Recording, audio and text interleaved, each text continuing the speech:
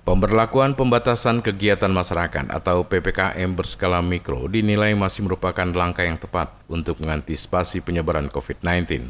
Hal tersebut ditegaskan Presiden Joko Widodo saat menggelar konferensi pers terkait penanganan COVID-19 yang disiarkan langsung melalui kanal YouTube Sekretariat Presiden kemarin sore. Lebih lanjut dikatakan Presiden jika PPKM berskala mikro dan lockdown memiliki esensi yang sama, membatasi kegiatan masyarakat dan tidak perlu dipertentangkan. Menurut Presiden, kebijakan pemerintah pada PPKM Mikro menjadi kebijakan paling tepat dalam konteks pengendalian COVID-19 karena bisa berjalan tanpa mematikan ekonomi rakyat. Untuk itu, PPKM Mikro terimplementasi dengan baik dan tindakan di lapangan terus diperkuat dan laju kasus bisa terkendali.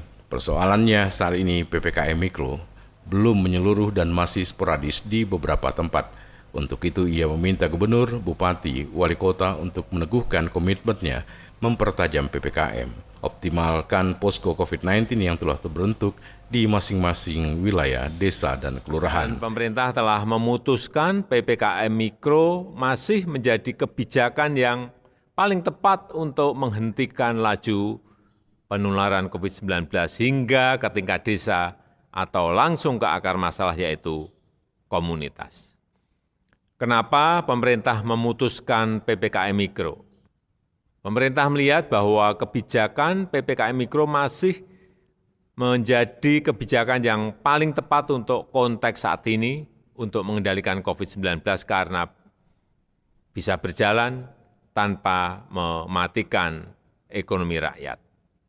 Saya sampaikan bahwa PPKM Mikro dan lockdown memiliki esensi yang sama, yaitu membatasi kegiatan masyarakat. Untuk itu tidak perlu dipertentangkan. Jika PPKM Mikro terimplementasi dengan baik, tindakan-tindakan di lapangan yang terus diperkuat, semestinya laju kasus bisa terkendali. Persoalannya, PPKM Mikro saat ini belum menyeluruh dan masih sporadis di beberapa tempat. Untuk itu, saya minta kepada gubernur, bupati, dan wali kota untuk meneguhkan komitmennya, mempertajam penerapan PPKM Mikro, optimalkan posko-posko COVID-19 yang telah terbentuk di masing-masing wilayah desa atau kelurahan. Fungsi utama posko adalah mendorong perubahan perilaku masyarakat agar disiplin 3M, memakai masker, menjaga jarak, mencuci tangan. Kedisiplinan 3M menjadi kunci dan menguatkan pelaksanaan 3T, testing, tracing, treatment, hingga ke tingkat desa. Oleh sebab itu, mari kita semua lebih berdisiplin, disiplin yang kuat dalam menghadapi wabah ini. Wabah ini masalah yang nyata. Penyakit ini tidak mengenal ras maupun diskriminasi.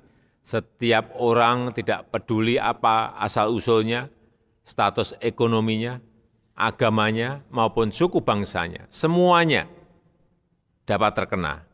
Ini penyakit yang tidak melihat siapa kita. Jika kita tidak berhati-hati dan berdisiplin menjaga diri, kita bisa kena. Bapak, Ibu, saudara-saudara yang saya hormati, jika sudah ada kesempatan mendapatkan vaksin, segera ambil. Jangan ada yang menolak. Karena agama apapun tidak ada yang melarang vaksin. Ini demi keselamatan kita. Vaksin merupakan upaya terbaik yang tersedia saat ini. Kita harus mencapai kekebalan komunitas untuk mengatasi pandemi. Maka sebelum itu tercapai, kita harus tetap berdisiplin dan menjaga diri, terutama memakai masker. Dan saya minta satu hal yang sederhana ini, tinggallah di rumah jika tidak ada kebutuhan yang mendesak. Hanya dengan langkah bersama kita bisa menghentikan wabah ini. Semua orang harus berperan serta, semua warga harus ikut berkontribusi. Tanpa kesatuan itu kita tak akan mampu menghentikan penyebaran COVID. Prima Ermat, Tim Liputan Barabas melaporkan.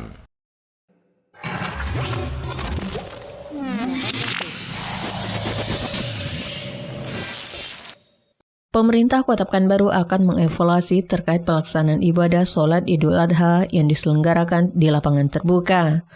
Pasalnya, sebaran kasus positif COVID-19 di Kota Pekanbaru saat ini cenderung menurun.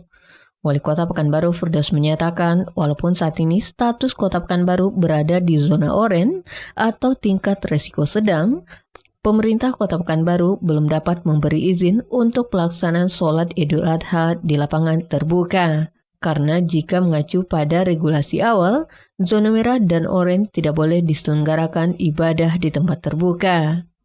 Menurutnya, walaupun saat ini kasus positif cenderung menurun, namun protokol kesehatan juga masih tetap mesti dilaksanakan secara ketat. Wali Kota menghimbau kepada masyarakat untuk tetap disiplin menjalankan protokol kesehatan. Karena salah satu penyebab tingginya penularan COVID-19 di Kota Pekanbaru belakangan ini juga diakibatkan oleh terjadinya kerumunan, salah satunya bermula dari tempat ibadah. Tingginya penularan COVID ini juga terjadi di tempat banyak disebabkan oleh rumah ibadah. Di kota kita sendiri, Kecamatan Bukit Raya, ini yang 5 kelurahannya merah terus. Kenapa? Masyarakat yang ada di dalam kelurahan-kelurahan itu melakukan kegiatan ibadah di masjid, di musala, yang mereka tidak mau menerapkan protokol kesehatan. Kita juga nggak bisa nutup. Menteri Agama membolehkan, mestinya kan lebih tegas. Ya kan? Sebaiknya untuk hari raya haji tidak ada sholat Idul Adha di lapangan, mestinya begitu. Kalau merah dan oranye, kalau kita mengacu kepada regulasi yang awal, yang terdahulu, ini tidak boleh diselenggarakan kegiatan ibadah di tempat terbuka. Ya. Desi Suryani, Tim Liputan Barabas melaporkan.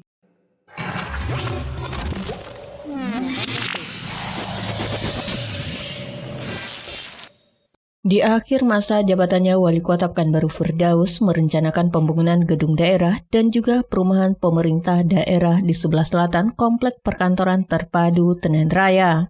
Dikatakan Wali Kota, meski realisasi pembangunan gedung daerah tidak akan dilaksanakan di masa jabatannya yang sekarang ini, namun rancangan untuk itu telah dimulainya.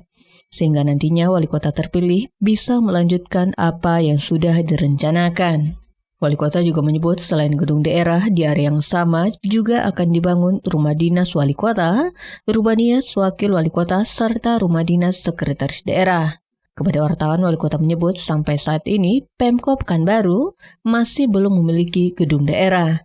Selain juga rumah dinas wali kota yang dinilainya sudah tidak representatif lagi untuk ditempati oleh seorang kepala daerah. Untuk ketersediaan lahan di selatan Perkantoran Terpadu Tenen Raya, menurut Wali Kota sudah sangat mencukupi, ada seluas 15 hektar. Kita berbicara bangun kota ini tadi kan bukan untuk hari ini, ya kan, bukan juga untuk hari esok, tapi untuk hari yang akan datang. Nah, kita sudah kita rancang.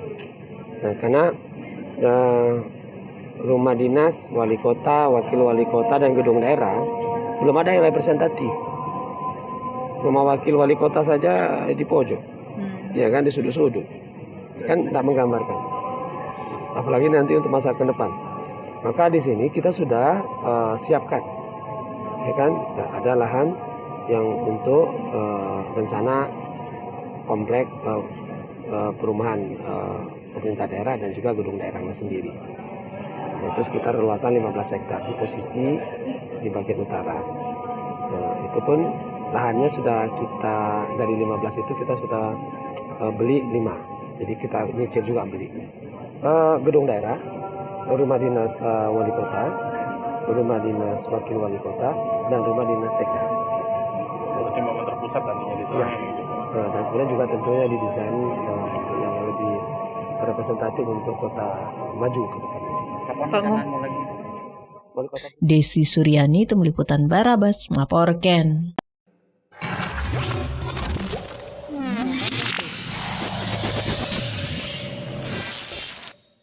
Rumah dinas wali kota Pekanbaru yang kini berada di Jalan Ahmad Yani direncanakan akan dialihfungsikan menjadi museum. Informasi ini dibenarkan oleh wali kota Pekanbaru, Firdaus. Menurutnya, jika rumah jabatan wali kota di komplek rumah dinas jabatan yang berlokasi di Senen Raya telah rampung, maka rumah dinas yang ada sekarang akan menjadi museum. Pertimbangan dijadikannya rumah dinas wali kota sebagai museum menurut wali kota karena ada keterkaitan dengan RTH Taman Tunjuk Ajar Integritas, serta juga bekas gedung RRI yang juga di area yang sama yang telah menjadi cagar budaya. Menurut wali kota lagi, meski saat ini museum jarang dikunjungi oleh orang, namun ia berpendapat Kota Pekanbaru mesti memiliki museum yang akan menjadi sumber informasi sejarah bagi generasi penerus Kota Pekanbaru. Persoalan sepinya pengunjung museum di tengah arus digitalisasi saat ini menurut wali kota mesti dapat disiasati oleh pengelola, semisal membuat hal yang menjadi daya tarik masyarakat untuk ingin berkunjung ke museum. Ya kan? Nah, kenapa rencana saya menjadikan rumah dinas yang wali kota sekarang yang ada di Ayan itu untuk menjadi bangunan bersejarah, ya kan, menjadikan museum. Nah, pertama arsiteknya dan juga bangunannya itu masih lebih banyak keaslian dari yang lama, terutama gedung induk ya, bukan gedung tambahan di belakang, tapi gedung-gedung utama, rumah utamanya. Kemudian itu memang tempatnya bersejarah. Pengibaran bendera merah putih pertama itu di depan kantor PU, ya kan? Nah, di depan kantor PU tersebut dipasanglah tugu batu. Dan hari ini menjadi taman integritas. Jadi taman integritas itu, taman itu saya usulkan kepada gubernur pada saat saya jadi kepala PU. Dan guna mengamankan rencana pembangunan museum ini, lanjut wali kota, ia nanti akan membuatkan payung hukumnya. Kendati ia tidak lagi menjadi wali kota, namun tetap bisa dilanjutkan oleh wali kota selanjutnya. Desi Suryani, Tim Liputan Barabas, melaporkan.